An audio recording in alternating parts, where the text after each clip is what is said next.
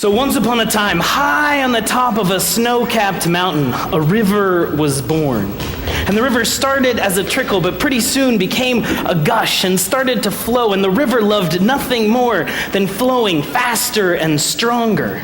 As it coursed down the mountainside, it grew faster and stronger and faster and stronger, and it crashed against the rocks, and it loved the dynamic movement. It loved nothing more.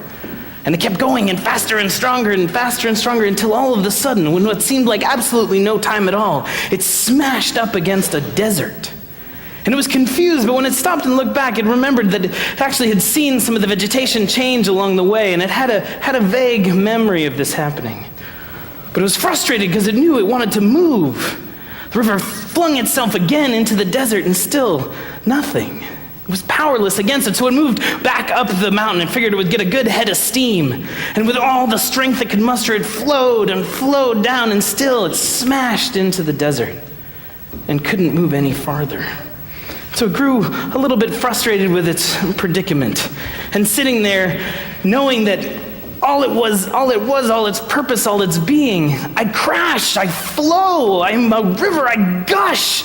But nothing would help it get across the desert. And as it sat there, it heard a grace-filled voice, the wind whisper into its ear, "Let go of all you have known, and I will carry you across the desert."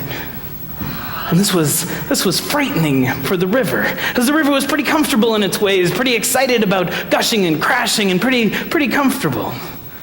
But it knew that there was absolutely no other way, and so it gathered all the strength it could, and it let go of all it had known, and then slowly it ceased to be in the river that it knew, and it slowly rose up out into the air and was full of space, full of air, and it started to be carried and held and blown on the wind.